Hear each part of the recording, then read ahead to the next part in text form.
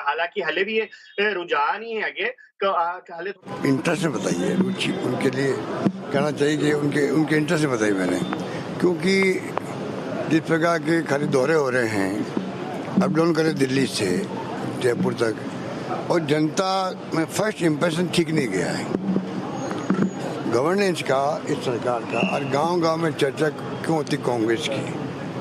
हमारी स्कीमों की चर्चा हो रही है पूरे प्रदेश के अंदर, हर गांव में, किसी गांव में चले जाओ। मैं भजनलाल जी को कहना चाहूँगा कि आप अपना एक सर्वे करवा लीजिए कि आज आपकी गवर्नमेंट के बारे में लोग क्या बात करते हैं। मैं नहीं कह रहा हूँ, हम तो कह रहे हैं, हम तो विपक्ष में हमारे लोग, पर जो सत्तापक्ष के लोग हैं वो अलग से प्राइवेटली क्या बात करते हैं हम जानते हैं। मैं उनका कोई नाम नहीं लेना चाहता, पर मेन बात है आज पूरे प्रदेश के अंदर प्रदेशवासी क्या सोचते हैं। अगर मान लो मैं अच्छी बात कहूँ, अभी तो उनकी गवर्नमेंट को 8 महीने हुए हैं, ज़्यादा समय नहीं हुआ है, पर 8 महीने बहुत होते हैं। वो 4 साल कब तक बोलते रहेंगे, 5 साल, अब 8-10 महीने भी हो गए मान लो, तो उनको गवर्नेंस क्या हो रही है हर विभाग में, पेंशन नहीं मिली लोगों को। मैंने कहा डेंगू रोग है तो मैंने इसलिए कहा भाई कि सरकार का ध्यान जाए उसकी तरफ। जो स्कीम हमारी थी वो सब बंद हो रही है। राशन में जो किट मिला था, अनबना किट, मैंने कहा पहले भी फोटो बदल देते मुख्यमंत्री की, स्कीम बंद क्यों किया आपने, जो महंगाई के वक्त में राहत दे रही थी। तो आप अगर विश्लेषण करेंगे, हर स्कीम जो है, हर स्कीम या तो बंद कर रहे हैं, उसको डाइल्यूट कर रहे हैं। और मैंने जो कुछ भी स्टेटमेंट दिया, मेरी कोई दुर्भावना नहीं थी, मैं खाली मुख्यमंत्री के इंटरेस्ट में दिया। सरकार नई बनी है, कल 2 साल कह रहे थे सरकार इनको 5 साल चलानी है, तो जो ऐसी स्थिति है तो हमारा फर्ज बनता है कि हम वो बात कहें जो सरकार को मजबूती प्रदान भी करे। हमारी कोई दुर्भावना नहीं है और सच्चाई बताएं उनको। उसे 2 फायदे हैं, सरकार की गवर्नेंस अच्छी होती है तो अंतिम फायदा पब्लिक को मिलता है, आम जनता को मिल रहा है, विकास रुकता नहीं है, आधारभूत संरचना आगे बढ़ती है, चाहे रोड्स हो, ब्रिजेज हो या कोई भी बिल्डिंग हो, काम आगे बढ़ता है। अब वो खाली बार बार हवा में बातें करते रहते हैं, यमुना के बांध लेके आएंगे, ERCP को नया नाम दे दिया, कुछ भी नहीं होने वाला इनसे, कुछ भी नहीं होने वाला। अगर मैं ध्यान दे रहा हूँ मुख्यमंत्री का, तो मुख्यमंत्री की ड्यूटी है कि हम लोगों के अनुभवों का लाभ लें, ये मेरा मानना है। और वो कितना लेते हैं वो तो उनके ऊपर है, वो तो उनके ऊपर है। पर मेरी दुर्भावना ये नहीं कि इनको नीचा दिखाने के लिए आपको स्टेटमेंट दे रहे हो सर्कस से। सर्कस मैं नहीं बोल रहा हूँ, इनकी पार्टी लोग बोल रहे हैं सर्कस के लिए, और वो सर्कस की तरह ही काम चल रहा है। कोई मंत्री इस्तीफा दे रहा है, कोई मंत्री इस्तीफा देने के बाद में कैबिनेट मीटिंग में जाते हैं, MLA धमकी दे रहे हैं, और बाकी आप जानते हो क्या स्थिति चल रही है राजस्थान के अंदर। पर सबसे बड़ी बात, छोड़िए इन बातों को, सबसे बड़ी बात यह है कि जो राजस्थान के लोग क्या कहते हैं वो तो किसी के हाथ में नहीं है। हम भी चुनाव हार गए थे मान लीजिए, झूठ बोला गया, प्राइम मिनिस्टर बोल रहे 5 लाख हिंदू को दिए, 50 लाख दे दिए मुसलमान को। क्या क्या नहीं बोले वो लोग, झूठ सरकार बनाने के लिए। बन गई सरकार उनकी, बनने के बाद में मैं समझता हूँ जनता का भला तो हो, जनता का भला हो, सब तरह से मतलब एक प्रकार से क्राइसिस है, फाइनेंशियल क्राइसिस भी है। तो क्यों नहीं इनको, मतलब अगर विपक्ष कोई बात बोलता है तो उसको लेना चाहिए कुछ फीडबैक के रूप में। विपक्ष बोलता है, अगर मैं तो मीडिया कोई आलोचना करता हमारी करता था या करता है तो मैं लेता हूँ, ये हमें फीडबैक भी दे रहे हैं, हम तो उसको फीडबैक के रूप में लेते हैं और प्रयास करते हैं भाई कि ये जो फीडबैक मिला उसके आधार पर कार्रवाई भी करें। मैंने गवर्नेंस चलाई थी 5 साल, उसमें जो है हमने इन बातों का ध्यान रखा कि भाई किस प्रकार से फीडबैक देते हैं, मीडिया वाले हो चाहे विपक्ष वाले हो।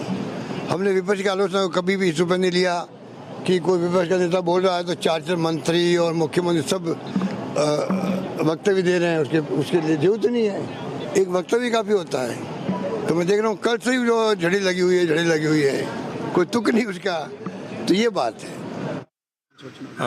चीज चालू है और सब बातचीत फाइनल स्टेज में भी पहुंच गई है कांग्रेस की UBT उद्धव साहब ठाकरे के साथ और शरद पवार के साथ में। और आप देखना कि हम यूनाइटेड लड़ेंगे, बेहतर लड़ेंगे और मुंबई के अंदर ऐतिहासिक जीत, सबसे ज़्यादा सीट इस बार मां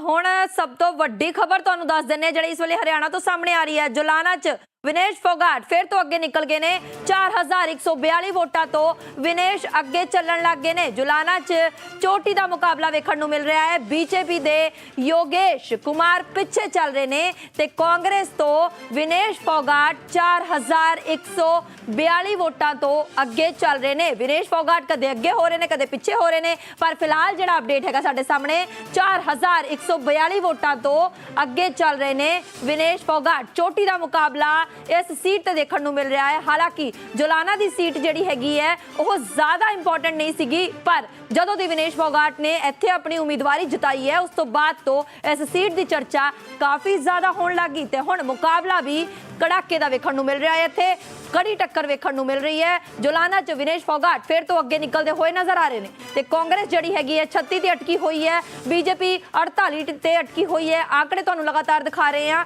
ਅਪਡੇਟਸ ਜਿਹੜੀਆਂ ਨੇ ਉਹ ਤੁਹਾਡੇ ਸਾਹਮਣੇ ਲਗਾਤਾਰ ਨੇ। ਸਾਡੇ ਨਾਲ ਸਾਡੇ ਦੋ ਰਿਪੋਰਟਰ ਲਗਾਤਾਰ ਜੁੜੇ ਹੋਏ ਨੇ, ਉਹਨਾਂ ਨਾਲ ਗੱਲਬਾਤ ਕਰ ਲੈਂਦੇ ਆ।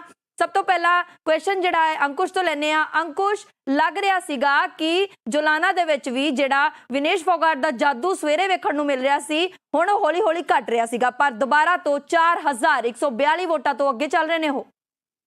ਬਿਲਕੁਲ ਕਹਿ ਸਕਦੇ ਜਿਸ ਤਰੀਕੇ ਨਾਲ ਜੁਲਾਨਾ ਦਾ ਸੀਟ ਦਾ ਤੁਸੀਂ ਜਿਹੜਾ ਜ਼ਿਕਰ ਕਰ ਰਹੇ ਹੋ, ਵਿਨੇਸ਼ ਫੋਗਾਟ ਦਾ ਖਾਸ ਤੌਰ ਤੇ ਜ਼ਿਕਰ ਕਰਨਾ ਇਸ ਲਈ ਜ਼ਰੂਰੀ ਕਿਉਂਕਿ ਪੈਰਿਸ ਓਲੰਪਿਕ ਤੋਂ ਬਾਅਦ ਵਿਨੇਸ਼ ਫੋਗਾਟ ਸਾਰਿਆਂ ਵੱਲੋਂ ਜਿਹੜੀ ਉਹਦੇ ਤੇ ਨਾਮ ਦੇ ਉੱਤੇ ਚਰਚਾ ਕੀਤੀ ਗਈ ਤੇ ਜਦੋਂ ਉਸ ਦੀ ਸੀਟ ਦੀ ਅਨਾਉਂਸਮੈਂਟ ਜਦੋਂ ਕਾਂਗਰਸ ਜੁਆਇਨ ਕੀਤੀ ਤਾਂ ਤਾਦੀ ਇਹ ਭਰੋਸਾ ਜਤਾਉਣਾ ਸ਼ੁਰੂ ਕਰ ਦਿੱਤਾ ਗਿਆ ਸੀਗਾ ਕਿ ਉਹ ਜਿਹੜੀ ਸੀਟ ਹੈ ਉਹ ਵਿਨੇਸ਼ ਫੋਗਾਟ ਜਿੱਤਦੀ ਹੋਈ ਨਜ਼ਰ ਆਏਗੀ ਤੇ ਇਸੇ ਤਰੀਕੇ ਨਾਲ ਜਿਹੜੇ ਐਗਜ਼ਿਟ ਪੋਲ ਦੇ ਨਤੀਜੇ ਵੀ ਆਏ, ਜਿਹੜਾ ਚੋਣ ਪ੍ਰਚਾਰ ਹੋਇਆ ਉਸ ਦੇ ਵਿੱਚ ਵੀ ਕੁਝ ਇਸੇ ਤਰੀਕੇ ਨਾਲ ਜਿਹੜੀ ਤਸਵੀਰ ਸਾਫ਼ ਹੁੰਦੀ ਨਜ਼ਰ ਆਈ।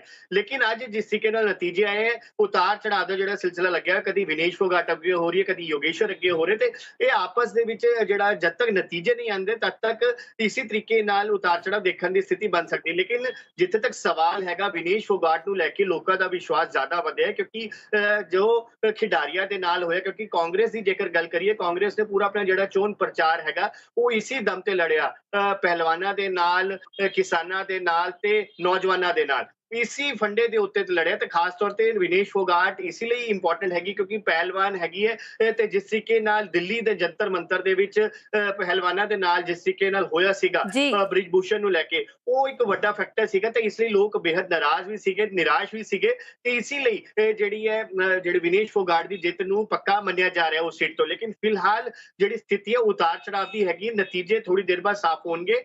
ਜਿਸ ਤਰੀਕੇ ਨਾਲ ਵਿਨੇਸ਼ ਫੋਗਾਟ ਦਾ ਪੂਰਾ ਚੋਣ ਪ੍ਰਚਾਰ ਚੱਲਿਆ ਉਸ ਦੇ ਵਿੱਚ ਸਿਰਫ ਤੇ ਸਿਰਫ ਪਹਿਲਵਾਨਾਂ ਦਾ ਇਸ਼ੂ ਉਹਨਾਂ ਵੱਲੋਂ ਚੱਕਿਆ ਗਿਆ ਤੇ ਉਸੇ ਦੇ ਉੱਤੇ ਜਿਹੜੀ ਕਾਂਗਰਸ ਨੇ ਆਪਣੇ ਜਿਹੜੀ ਚੋਣ ਲੜੀ ਹੈ 3 ਮੁੱਦਿਆਂ ਤੇ ਦੇਖਣਾ ਹੋਏਗਾ ਕਿ ਇਹ ਸੀਟ ਪਹਿਲਾਂ ਇੰਨੀ ਇੰਪੋਰਟੈਂਟ ਨਹੀਂ ਸੀ, ਲੇਕਿਨ ਵਿਨੇਸ਼ ਫੋਗਾਟ ਦੇ ਮੈਦਾਨ ਦੇ ਵਿੱਚ ਆਉਣ ਦੇ ਕਾਰਨ ਇਹ ਸੀਟ ਕਾਫੀ ਇੰਪੋਰਟੈਂਟ ਹੋ ਜਾਂਦੀ ਹੈ। ਜੀ ਪੁਸ਼ਪਾ, ਪਹੁੰਚਦੇ ਆ ਮੋਹਿਤ ਕੋਲ, ਤੁਹਾਡੇ ਕੋਲ ਵੀ ਦੁਬਾਰਾ ਆਵਾਂਗੇ। ਅੰਕੁਸ਼, ਮੋਹਿਤ ਇੱਕ ਚੀਜ਼ ਸਮਝਾ ਦਿਓ ਤੁਸੀਂ ਇਹ ਦਰਸ਼ਕਾਂ ਨੂੰ ਕਿ ਕਾਂਗਰਸ ਜਿਹੜੇ ਨੇ, ਪਹਿਲਾਂ ਤੁਹਾਨੂੰ ਇੱਕ ब्रेकिंग दस देने इस वे की पहला वड्डी खबर ले लेने। मोहित मैं दोबारा तुहाडे कोल आनी हाँ, फिर सवाल लैनी है तुहाडे कोलों। कांग्रेस ने इल्जाम लगाए ने इलैक्शन कमीशन ते, बयान आया है कि कांग्रेस दा इल्जाम बेबुनियाद है। कांग्रेस दे इल्जाम ने हर गेट की गिनती तो बाद हो रहा है अपडेट। इलैक्शन कमीशन ने कह दिता है 5 तो 6 गेट तो बाद जिहड़ा है वोटां दा अंतर घट हो रहा है। कांग्रेस ने हरियाणा के रुझानों ते सवाल चुके सीगे ते इलैक्शन कमीशन की वैबसाइट नूं जानबूझ के हौली कीता जा रहा है। इल्जाम कांग्रेस दे वल्लों लगाए जा रहे सीगे ते कांग्रेस दे इल्जामां ते इलैक्शन कमीशन का बयान आ गया है कि कांग्रेस जिहड़े ने वो बेबुनियाद जिहड़े है इल्जाम लगा रही है, आरोप लगा रही है। इसे ते मैं तुहाडे तो सवाल लैनी है मोहित, हुण देख रहे हो तुसी कांग्रेस जिहड़ी हैगी जदों हार रही है ते इल्जाम उन्हें इलैक्शन कमीशन ते ही लगा दिते ने। हुण